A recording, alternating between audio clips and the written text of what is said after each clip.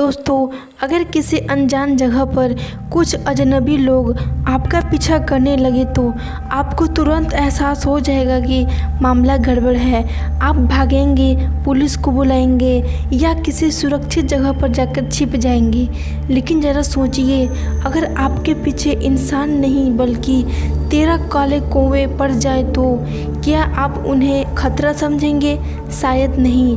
आप इसे एक मामूली संयोग मानकर नज़रअंदाज कर देंगे। लेकिन जब तक आपको एहसास होगा कि वो कौवे सिर्फ आपका पीछा नहीं कर रहे हैं बल्कि आपकी मौत को इंतज़ार कर रहे हैं, तब तक बहुत देर हो चुकी होगी। आज की कहानी मद्रास की ऐसे ही रोंगटे खड़ा देने वाली सच्ची घटना पर आधारित है, जिसने आलोक नाम के एक सीधे साधे लड़के की ज़िंदगी को हमेशा के लिए ख़त्म कर दिया। आखिर क्या था उन 13 काले कौवे का रहस्य और कौन था वो ककई शैतान जो आलोक की आत्मा का प्यासा था? जानने के लिए दिल थाम कर बैठिए और कहानी के अंत तक जरूर बने रहिए। ये घटना तब की है जब चेन्नई को मद्रास कहा जाता था। मैं वहाँ गाड़ियों के स्पेयर पार्ट बनाने वाली एक फैक्ट्री में सुपरवाइज़र था। काम बढ़ा तो मैंने अपने सबसे पक्के दोस्त को आलोक को भी वहीं नौकरी पर बुला लिया। तय हुआ कि वो रात 10 बजे चटपट स्टेशन पहुँचेगा और मैं उसे रिसीव कर लूँगी। लेकिन किस्मत का खेल देखिए, उसी शाम फैक्ट्री में एक मजदूर का एक्सीडेंट हो गया और मुझे उसे लेकर अस्पताल जाना पड़ा। जब तक मैं फ्री हुआ रात के 12 बज चुके थे। मैं घबराया हुआ बाइक उठाकर चटपट स्टेशन की तरफ भागा। वह एक छोटा और सुनसान स्टेशन था। रात के सन्नाटे में सिर्फ झुंगुरू की आवाज़ आ रही थी। जैसे ही मैं प्लेटफॉर्म पर पहुंचा, मुझे आलोक के एक बेंच पर बैठा मिला। मुझे स्टेशन खाली दिखा, लेकिन अजीब बात यह थी कि आलोक के ठीक सामने 13 कौवे बैठे थे। वो कौवा पत्थर की तरह शांत थे और एकटक आलोक को घूर रहे थे। मैंने मजाक में कहा, अरे भाई, अकेले आने को कहा था, तू तो अपने पूरे रिश्तेदारों को लेकर आ गया। आलोक ने डरते हुए कहा, भैया मैं अकेले ही आया हूँ। जब से ट्रेन में से उतरा हूँ ये 13 कौवे मेरे सामने हैं, हिल नहीं रहे। मैंने बात टाल दी और उसे बाइक पर बिठाकर घर की तरफ निकल पड़ा। लेकिन रास्ते में आलोक ने मेरे कानों में फुसफुसाया, भैया ऊपर देखो। जब मैंने आसमान में देखा तो मेरे होश उड़ गए। वो 13 कौवे हमारी बाइक के स्पीड के साथ साथ हमारे ऊपर ही उड़ रहे थे। मैंने बाइक तेज की और किसी तरह उनसे पीछा छुड़ाकर हम घर पहुँचे। हम फ्रेश होकर सोने की वाले थे कि अचानक घर की खिड़की के बाहर से काँव काँव की भयानक आवाज़ें आने लगी। आलोक ने खिड़की से झांका तो वो काँप उठा। वो 13 काले कौवे हमारे घर के ऊपर ही मंडरा रहे थे। आलोक ने कहा कि यह किसी बड़ी मनहूसियत का इरादा है, लेकिन मैंने उसे समझाकर सुला दिया। अगली सुबह जब हम फैक्ट्री जाने के लिए निकले तो मैंने आलोक को अपनी बाइक दे दी और कहा कि तुम घर जाकर आराम करो। रात भर सोए नहीं हो। दिन भर का काम निपटाकर जब मैं रात को घर लौटा तो घर पर ताला था और बाइक गायब थी।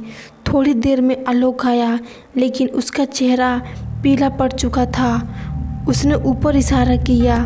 उन कौवों के बीच एक कौवा ऐसा था जिसकी आंखें पूरी तरह सफ़ेद थी। मैंने अपनी ज़िंदगी में कभी सफ़ेद आंखों वाला कौवा नहीं देखा था। उस रात जो हुआ उसने मेरे रोंगटे खड़े कर दिए। देर रात घर के भीतर से काँव काँव की आवाज़ आई। मैं चौंक कर उठा तो देखा कि वो 13 कौवे कमरे के अंदर थे और वो सफ़ेद आँखों वाला कौवा आलोक के सिर पर बैठकर उसकी खोपड़ी पर चोंच मार रहा था। कमरे में एक सड़ी हुई लाश जैसी बदबू फैल गई थी। मैं चादर लेकर उन कौवों पर झपटा तो उन्होंने मुझ पर ही हमला किया, लेकिन अचानक वो सब खिड़की से बाहर उड़ गए। आलोक बेहोश था और उसने मुंह में से शराब की बदबू आ रही थी। डॉक्टर को बुलाया तो डॉक्टर ने सोचा कि हमसे शराब पीकर नाटक किया है और वो डॉक्टर डांट कर चला गया, लेकिन रहस्य इससे नहीं कहीं बड़ी थी। इस मुसीबत से पीछा छुड़ाने के लिए मैं आलोक को लेकर CN अन्नादुराई के पास गया, जो तांत्रिक और रूहानी मामलों में जानकार थे। उन्होंने आलोक को अपने बगीचे के एक पुराने कुएं में झांकने को कहा। जब आलोक ने कुएं में झांका तो वो चीखता हुआ पीछे हटा। कुएं के पानी में सब कुछ दिख रहा था। लाठी की परछाई दिख रही थी, लेकिन आलोक की खुद की परछाई गायब थी। अन्नादुराई जी ने मुझे एक लिफाफा थमा दिया और गंभीर आवाज़ में कहा, आज से ठीक 5वें दिन तुम्हारा ये दोस्त मर जाएगा। तुम इसकी जान नहीं बचा सकते, लेकिन इसकी आत्मा को नर्क में जाने से बचा सकते हो। आलोक गुस्से में उसे ढोंग बोलकर वहाँ से निकल गया, लेकिन अंदर से वो टूट चुका था। वो अपने आखिरी दिन अपने परिवार के साथ बिताना चाहता था, इसलिए मैंने उसे गांव की ट्रेन में बिठा दिया। 2 दिन बाद गांव से आलोक की पत्नी रोते हुए फ़ोन आया। उसने बताया कि आलोक पागल हो चुका है। वो रात भर छत की मुंडेर पर बैठकर कुएं की तरह काँव-काँव करता और अब उसने खाना छोड़ दिया है और मरे हुए चूहे कीड़े खाने लगा है। कांपते हाथों से मैंने अन्नादुराई जी का वो लिफाफा खोला। उसमें लिखा था कि आलोक ने अतीत में अपने शौक के लिए 2 बेगुनाह लोगों की बेरहमी से हत्या की थी। इसी पाप की वजह से वो केकाई शैतान की नज़र में आ गया था। पत्र में लिखा था कि आलोक की मौत के बाद वो शैतान कौवे के रूप में उसकी चिता में से अस्थिता चुराने आएगा। अगर कोई कौवा एक भी अस्तित्व ले जाएगा तो आलोक की आत्मा 500 साल तक उस शैतान की गुलाम बन जाएगी। मैं तुरंत आलोक के गांव भागा। जब मैं पहुंचा तो 5वां दिन था। आलोक जमीन पर तड़प रहा था। उसका पूरा शरीर कौवे की तरह काला पड़ चुका था और एक आखिरी चीख के साथ आलोक ने दम तोड़ दिया। गांव के मुखिया और लोग आलोक की इस हालत से इतने डर गए थे कि उन्होंने रात के अंधेरे में ही जबरन आलोक के शव पर मिट्टी का तेल डालकर आग लगा दी। जैसे ही चिता जली, आसमान से सैकड़ों काले कौवे नीचे झपटने लगे। गांव वाले डर कर भाग गए, लेकिन मैं वहीं रुका।